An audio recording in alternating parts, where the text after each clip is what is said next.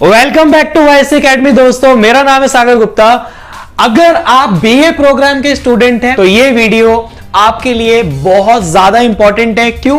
क्योंकि इस वीडियो में हम उस कॉन्सेप्ट को क्लियर कर रहे हैं जो आपके मार्च में एग्जाम होने वाले हैं। उनमें कैसे आंसर्स लिखना है, कैसे कॉन्सेप्ट को लिखना है, इस वीडियो के अंदर हम पार्ट 3 की बात करेंगे। मैंने पार्ट 1 पार्ट 2 बना रखा है, डिस्क्रिप्शन में लिंक है। अगर नहीं देखा तो इस वीडियो को देखने के बाद आप पार्ट 1 और पार्ट 2 जरूर देखें और फिर इसको दोबारा से देखें। और जो भी आप इसमें देखेंगे उसके नोट्स बनाते हुए चले। मैं पीडीएफ का लिंक भी इसके अंदर दूंगा।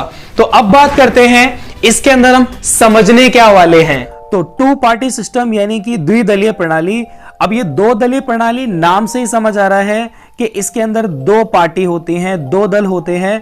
तो यहां पे हम क्या समझेंगे, सबसे पहले इसके अंदर हम ये देखेंगे कि ऐसी व्यवस्था जिसमें मुख्य रूप से दो दल होते हैं, एक दल को पूर्ण बहुमत के साथ सरकार बनाने की अनुमति प्राप्त हो जाती है, जिसे शासक या अथवा बहुमत दल कहा जाता है। कहने का मतलब इसके अंदर दो ही दल होते हैं, वही आपस में एक दूसरे से कंपटीशन करते हैं और जो दल जीत जाता है उसको क्या बोला जाता है, उसको बहुमत दल बोला जाता है। ठीक है। जबकि दूसरे दल को पूर्ण बहुमत प्राप्त नहीं होता, उसे सरकार बनाने की अनुमति नहीं होती है।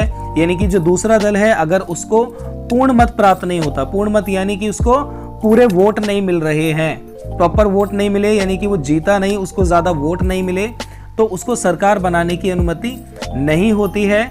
और उसको क्या बोलते हैं, विपक्षी। विपक्ष यानी कि अपोजिशन वाले। यानी कि अगर एक दल जीत जाएगा, पहला वाला दल जीत जाएगा, तो जो दूसरा वाला दल है वो उसके विपक्ष की भूमिका निभाएगा। विपक्ष यानी उसकी अपोजिट पार्टी बन जाएगी।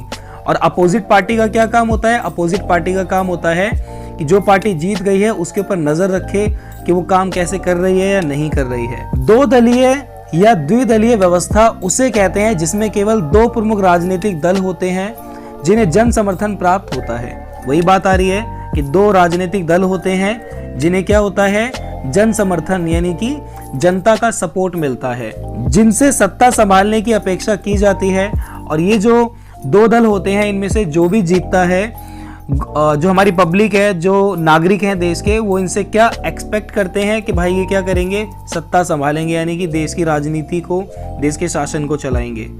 इस व्यवस्था में भले ही कुछ अन्य दल, छोटे दल भी हो सकते हैं, परंतु उनकी भूमिका ना के बराबर होती है। छोटे मोटे और भी दल इसके अंदर पाए जाते हैं, लेकिन वो ना के बराबर होते हैं, उनका कोई रोल नहीं होता। बस इसके अंदर मेन दो ही दल होते हैं और वही देश को चलाने की जिम्मेदारी उठाते हैं। छोटे मोटे दलों का कोई रोल नहीं होता। इसके बाद इस व्यवस्था में किसी भी समय विशेष पर निर्वाचन के फलस्वरूप दोनों में से एक दल को बहुमत प्राप्त होता है तथा वह सरकार का गठन करता है। कहने का मतलब निर्वाचन के फलस्वरूप, निर्वाचन का मतलब होता है चुनाव होना, इलेक्शन होना। जब इलेक्शन होता है तो जिस दल को सबसे ज्यादा बहुमत मिलता है, बहुमत यानी कि सबसे ज्यादा उसको वोट मिलते हैं, उसी की सरकार का गठन होता है, यानी कि उसी की जो गवर्नमेंट है, उसी की जो सरकार है वो बन जाती है। दूसरा दल अल्पमत होने के कारण विपक्ष की भूमिका निभाता है।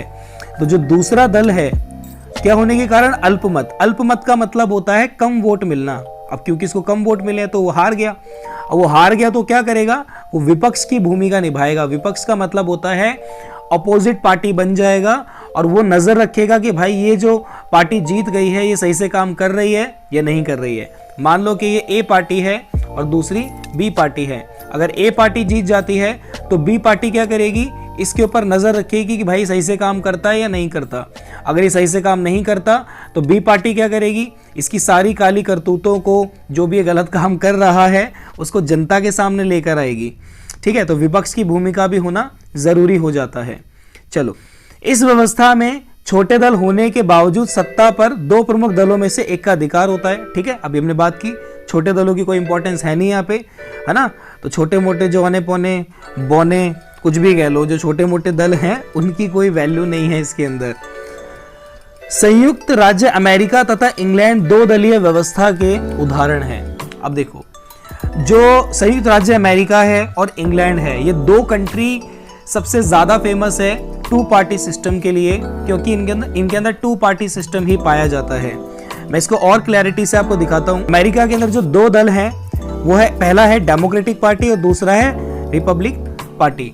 यानी कि ये दो ही पार्टी ऐसी हैं जो आपस में एक दूसरे से कंपटीशन करती हैं, आपस में एक दूसरे से लड़ती हैं, और इनमें से कोई भी एक पार्टी जब जीत जाती है तो जो दूसरी वाली पार्टी है वो विपक्ष की भूमिका निभाती है। विपक्ष यानी कि फिर वो इसके ऊपर क्या रखेगी, नजर रखेगी, और अगर ये जो भी गलत काम करता है या ये पार्टी जो भी गलत काम करेगी तो ये वाली पार्टी, ठीक है, इसके गलत कामों को जनता के सामने रखेगी ताकि जनता नेक्स्ट इलेक्शन में इसको जिताए। तो इंग्लैंड के अंदर जो दो पार्टी है, पहली पार्टी तो ये है लेबर पार्टी जिसको हम क्या बोलते हैं, श्रमिक दल, और जो दूसरी पार्टी है वो ये है कंजर्वेटिव पार्टी, ठीक है, यानी कि अनुदार दल। तो ये दो दल है इंग्लैंड के अंदर, ये भी आपस में इसी तरीके से इलेक्शन में लड़ते हैं, और जो इनमें से जीतता है, जिसको ज्यादा बहुमत मिलता है, उसकी सरकार बन जाती है। अब बहुदलीय व्यवस्था के साथ द्विदलीय व्यवस्था की कंपैरिजन करेंगे कि मल्टी पार्टी सिस्टम और टू पार्टी सिस्टम में डिफरेंस क्या होता है। मल्टी पार्टी सिस्टम क्या होती है, इसके लिए भी डिटेल मैं आपको दूंगा। पहले यहाँ पे हम कंपैरिजन कर लेते हैं। तो कंपैरिजन ये है, बहुदलीय व्यवस्था में प्रभावी दलों की संख्या 2 से अधिक और 5 से कम होती है। कहने का मतलब जो मल्टी पार्टी सिस्टम है उसमें जो पार्टीज हैं वो 2 से ज्यादा होंगी या 5 से कम, यानी कि मैक्सिमम 5 से 5 हो सकती हैं और मिनिमम 2 हो सकती हैं। लेकिन जो टू पार्टी सिस्टम है भाई, उसमें तो 2 ही होंगी ना, कॉमन सेंस है ना, तो उसमें 2 ही होते हैं। तो एक तो ये डिफरेंस हो गया। उसके बाद बहुदलीय व्यवस्था के अंतर्गत गठबंधन सरकार को नियंत्रित कर सकता है। कहने का मतलब जो बहुदलीय ये जो मल्टी पार्टी सिस्टम होता है ना, इसके अंदर गठबंधन सरकार बन सकती है। मतलब एक ऐसी गवर्नमेंट बन सकती है जहां पर 2 या 2 से अधिक पार्टी आपस में मिलकर एक गठबंधन सरकार बना रही है, एक मिलीजुली सरकार बना रही है। लेकिन जो टू पार्टी सिस्टम होता है, इसके अंदर गठबंधन सरकार मुश्किल से बनती है, शायद ही कभी बने। क्योंकि यार देखो, 2 दल हैं, ये दोनों आपस में एक जैसा तो सोच नहीं रहे होंगे, एक दोनों अलग अलग ही सोच रहे होंगे। तो जब ये दोनों अलग अलग सोच रहे हैं तो कहां से गठबंधन की सरकार बना लेंगे, है ना। तो टू पार्टी सिस्टम के अंदर गठबंधन सरकार बहुत ही मुश्किल से बनती है या शायद ही बनती है। लेकिन जो मल्टी पार्टी सिस्टम है वहां गठबंधन सरकार बन सकती है। अब हम एक दलीय व्यवस्था के साथ द्विदलीय व्यवस्था की कंपैरिजन करेंगे कि वन पार्टी सिस्टम और मल्टी पार्टी सिस्टम के बीच में क्या कंपैरिजन है। तो एक दलीय व्यवस्था में केवल एक ही दल को कानूनी मान्यता प्राप्त होती है। सीधी सी बात है कि एक दलीय व्यवस्था है, उसमें लीगली एक ही दल को मान्यता प्राप्त होगी। अन्य वैकल्पिक दलों की उपस्थिति यहाँ प्रतिबंधित है, यानी कि दूसरे दल यहाँ पे नहीं होते, सिर्फ एक ही दल होता है। और अगर कोई दूसरा दल होता भी हो तो नाम के लिए होता है बस, बाकी उसका कोई काम नहीं होता। चीन की कम्युनिस्ट पार्टी है, क्यूबा की कम्युनिस्ट पार्टी जैसे एकमात्र दल के हाथों में शक्ति का केंद्रीकरण होता है। अब यहाँ पे बता रखा है कि चीन के अंदर जो वन पार्टी है वो क्या है, कम्युनिस्ट, और क्यूबा के अंदर भी क्या है, कम्युनिस्ट। इनके हाथ में ही सारी की सारी क्या है, शक्ति है। शक्ति का केंद्रीकरण यानी कि सारी पावर का सेंट्रलाइजेशन कर देना, सारी पावर किसी एक बिंदु में आ जाना, यानी किसी एक व्यक्ति के हाथ में आ जाना। जैसे मान लो पहले राजा होते थे तो सारी पावर उस राजा के हाथ में होती थी, है ना, उसको बोलते हैं सेंट्रलाइजेशन यानी कि केंद्रीकरण।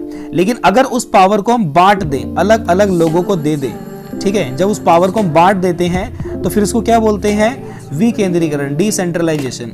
लेकिन ये यहाँ पे वही बता रहा है कि जो वन पार्टी सिस्टम होता है, वन पार्टी सिस्टम के अंदर केंद्रीकरण पाया जाता है, सारी पावर किसी एक आदमी के हाथ में होती है या एक पार्टी के हाथ में होती है। जबकि द्विदलीय व्यवस्था के अंतर्गत 2 प्रमुख दलों के मध्य परिवर्तन की संभावना उपस्थित है। अब जो 2 दल होते हैं तो वहां पे तो भाई एक पार्टी तो पूरी तरीके से राज, हालांकि एक पार्टी जीतती है लेकिन उसका ये मतलब नहीं है कि वो अपनी मनमानी कर सकती है, ठीक है, क्योंकि दूसरी पार्टी भी है ना, दूसरी पार्टी विपक्ष की भूमिका निभाती है, जो भी हमने पढ़ा ही था।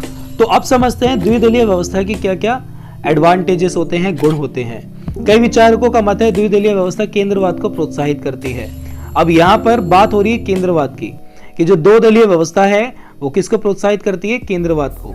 केंद्रवाद का मतलब होता है कि ये जो 2 दलीय व्यवस्था है इसमें केंद्र सरकार पर सबसे ज्यादा फोकस किया जाता है, केंद्र सरकार को सबसे ज्यादा प्राथमिकता दी जाती है। इसके साथ साथ सामान्य उद्देश्यों को खोजती है और दल जन इच्छाओं के प्रति जागरूक रहते हैं। कहने का मतलब कि ये जो दोनों पार्टी होती हैं, इनके जो उद्देश्य हैं ये सामान्य उद्देश्य को खोजती है कि किस तरीके से जो इनके उद्देश्य हैं वो सामान्य हो पाए, यानी कि मेल खा पाए। और ये जो दल होते हैं ना, ये हमेशा जनता के प्रति जागरूक होते हैं, यानी कि अवेयर होते हैं कि पब्लिक को क्या चाहिए, किस तरीके की उनकी रिक्वायरमेंट है। कुछ सीमा तक यह एक सरल व्यवस्था है जो राजनीतिक स्थिरता पर केंद्रित है। कहने का मतलब कि इसको यह भी माना गया है कि यह एक ऐसी व्यवस्था है जो राजनीतिक स्थिरता पर केंद्रित है, यानी कि इसमें पॉलिटिकल कैसी रहती है, स्थिर रहती है, ठीक है, कांस्टेंट रहती है। पॉलिटिकली इसमें ज्यादा उथल पुथल नहीं होती है, बहुत ज्यादा लड़ाई झगड़े बहसबाजियां कम होती है। बहुदलीय व्यवस्था में त्रिशंकु संसद के विपरीत। अब ये त्रिशंकु संसद का क्या मतलब होता है? इसका मतलब ये होता है कि बहुदलीय व्यवस्था में बहुत सारे दल होते हैं और जब किसी एक भी दल को बहुमत नहीं मिलता, जब किसी एक भी पार्टी को, ठीक है, किसी एक भी पार्टी को ठीक से वोट नहीं मिल रहे हैं या पूर्ण बहुमत नहीं मिल रहा है, तो उसको क्या बोलते हैं, त्रिशंकु संसद। तो इसमें वही बताया गया है कि बहुदलीय व्यवस्था में त्रिशंकु संसद के विपरीत द्विदलीय व्यवस्था अधिक पसंद की जाती है। तो जो द्विदलीय व्यवस्था है उसको लोग ज्यादा पसंद करते हैं। इसके अतिरिक्त ये कम मतदान विकल्प प्रदान करता है, जिसे समझना सरल है। अब देखो यहाँ पे जब वोट डालने लोग जाते हैं, है ना, वो वोटिंग मशीन होती है। अब देखो भाई, वो जो वोटिंग मशीन होती है, ठीक है, उस वोटिंग मशीन पे बहुत सारे ऑप्शन होते हैं, एक इधर है, एक और है, एक और है, एक और है, इतने सारे ऑप्शन होते हैं। अब भाई इनके सामने चुनाव चिन्ह है, इनके सामने बटन बने हुए हैं, ठीक है। अब यार पर्सन बहुत जब वोट डालने जाते हैं तो कंफ्यूज हो जाते हैं कि यार इसको वोट दें, इसको दें, इसको दें, इसको दें, इतने सारे वहां पे चुनाव चिन्ह होते हैं, इतने सारे बटन होते हैं, तो कंफ्यूजन रहती है। और यहाँ पे देखो क्या है, यहाँ पे क्या है, केवल दो ही पार्टी है ना, मान लो ए पार्टी और बी पार्टी, तो वहां पे बटन कितने होंगे, है ना, वहां पे बटन दो ही होंगे, या तो ए पार्टी के लिए, है ना, दो बी पार्टी के लिए, तो दो बटन वहां पे होंगे, या फिर जो दूसरी अन्य पार्टियां, पहली बात तो उनकी कोई वैल्यू होती नहीं है, तो मेनली यहाँ पे दो ही बटन एक तरीके से पाए जाएंगे। तो इनको समझना बहुत ईजी हो जाता है ना, इनको समझना बहुत ज्यादा सरल हो जाता है। नेक्स्ट, इसमें संगठित और मजबूत विरोधी दल होते हैं। इसका मतलब जो विपक्षी पार्टी है, जो दूसरी पार्टी है, वो कैसी होती है, विरोधी होती है। विरोधी यानी कि वो विपक्ष की भूमिका निभा रही है। मैंने बताया था ना कि अगर ए पार्टी है ना, और दूसरी बी पार्टी है, अगर मान लो कि ए पार्टी जीत जाती है तो बी पार्टी क्या करेगी, इसके ऊपर नजर रखेगी। तो वही हो रहा है। और ये जो बी पार्टी है बहुत मजबूत होती है, यानी कि ए पार्टी अगर कुछ भी गलत करेगी तो बी पार्टी उस पर नजर रखेगी, हर चीज की उसकी आलोचना करेगी। आलोचना यानी कि मैंने बताया कि अगर वो कुछ भी करती है, कुछ भी संविधान के खिलाफ करती है, कोई भी ऐसे नियम या लॉ बनाती है जो पब्लिक को पसंद नहीं आते, है ना, या फिर वो हमारे संविधान को खिलाफ होते हैं, संविधान की आलोचना करते हैं, संविधान के हमारे अगेंस्ट है, तो इस तरीके की अगर वो कोई काम करती है या ऐसे काम करती है जो देश हित में नहीं है ना, देश के लिए सही नहीं है, तो जो दूसरी पार्टी है वो क्या करती है भाई, उसकी आलोचना करती है। सरकार को जन भावनाओं एवं जन कल्याण का ध्यान करवाता रहता है। कहने का मतलब कि अगर एक पार्टी जो जीत गई है और वो ठीक से अपना काम नहीं कर रही है, तो दूसरी पार्टी क्या करती है, उसको बार बार याद दिलाती रहती है कि भैया काम कर, ठीक है, तेरे को इसलिए नहीं जिताया कि तू बैठ के वहां पे लड्डू खाएगा, ठीक है, तो उसको बार बार याद दिलाता है कि भाई तेरे को काम करना है, तुम्हारी पार्टी को जिताया गया है, ज्यादा वोट मिले हैं, इसका मतलब ये है कि अब आपकी पार्टी एक्टिव पार्टी है, तो देश के लिए आप क्या करो, काम करो। चलो अब बात करते हैं इसके दोष क्या होते हैं। कम प्रतिस्पर्धी होने और मतदाताओं को कम विकल्प उपलब्ध करने के लिए भी द्विदलीय व्यवस्था की आलोचना की जाती है। अब देखो इसमें इस बात पर इसकी आलोचना की गई है या जो इसके डिसएडवांटेजेस हैं वो ये कि भाई इसके अंदर ना कंपटीशन ही कम होता है, ठीक है, यानी कि ज्यादा कोई कंपटीशन होता ही नहीं है और पब्लिक के पास भी ज्यादा कोई ऑप्शन होते नहीं है। अभी देखो यार, ज्यादा ऑप्शन हो तो भी दिक्कत है, ज्यादा ऑप्शन ना हो तो भी दिक्कत है। तो उसी बेस पर यहाँ पे इन्होंने आलोचना कर दी है कि यार पब्लिक के पास ज्यादा ऑप्शन नहीं होते, खाली दो ही ऑप्शन होते हैं, ए और बी, बस ज्यादा होते ही नहीं है। अब या तो ए को चुने या बी को चुने। अब ये कुछ लोगों का मानना है, कुछ विचारकों का मानना है, भाई सबकी अलग अलग सोच है ना। अब कुछ विचारकों का भी ये भी मानना था कि अच्छी बात है कि ए और बी है, खाली दो ही बटन होते हैं, है ना, जब मतदाता है वो कंफ्यूज नहीं होता, या तो ए दबाए या बी दबाए, है ना, बिल्कुल क्लैरिटी रहती है। अब यहाँ पे कुछ विचारक इसकी आलोचना कर रहे हैं कि यार कम विकल्प है ना। चलो भैया डिसाइड कर लो क्या करना है। फिर आता है अंतरदलीय समझौते को प्रोत्साहित करने के कारण भी द्विदलीय व्यवस्था की प्राय आलोचना की जाती है। अब देखो ये क्या बोल रहे हैं कि अंतरदलीय समझौते, कहने का मतलब अगर मान लो दो पार्टी सिस्टम है ना, और ये दोनों ही पार्टी अगर मान लो आपस में समझौता कर ले, इनके बीच में कोई इंटर पार्टी कॉम्प्रोमाइज हो जाए, तो फिर यार ये दो दल कहाँ रह गई, है ना। पब्लिक भी बोलेगी यार अपने दोस्त को जिताया था, या पब्लिक भी कंफ्यूज हो जाएगी कि इनमें किसको दे किसको नहीं दे, क्योंकि तो आपस में कॉम्प्रोमाइज कर लेते हैं, तो ये चीज भी इसकी बुराई की जाती है। नेक्स्ट है रॉस पैरोट का मत है। अभी रॉस पैरोट ना किसी का नाम है, तो उन्होंने क्या बोला है कि द्विदलीय व्यवस्था में दो बहुमत वाले दल विभिन्न मामलों में आवाज उठाने में विफल रहे हैं। कहने का मतलब कि अगर देश के अंदर दो ही दल होते हैं ना, वो जो दो दल हैं वो ठीक तरीके से देश की सारी समस्याओं को नहीं समझ पाते। सारी समस्याओं को क्यों नहीं समझ पाते? क्योंकि यार वो दो ही दल हैं, है ना, वो आपस में एक दूसरे से कंपटीशन करते रहते हैं, सरकार बनाने के लिए आपस में एक दूसरे से लड़ते रहते हैं।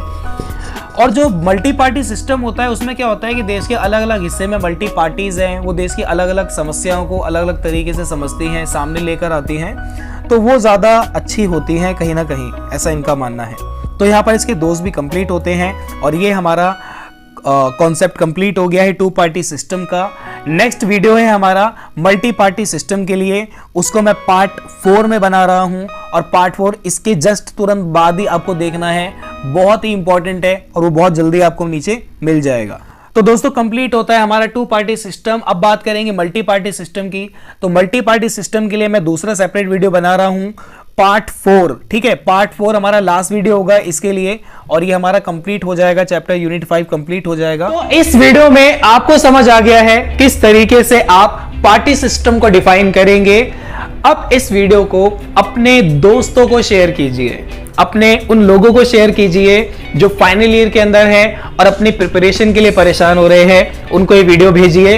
वीडियो को लाइक कीजिए और मुझे बताइए कि आपको नेक्स्ट वीडियो किस टॉपिक पे चाहिए। इसके बाद मैं आपको बता दूं कि इस वीडियो के बाद मेरा अगला वीडियो आएगा इकोनॉमिक्स के ऊपर। तो इकोनॉमिक्स वाले बच्चे टेंशन मत लेना, मैं बहुत जल्दी आ रहा हूं। तो अपना ख्याल रखें, wish you all the best and bye bye.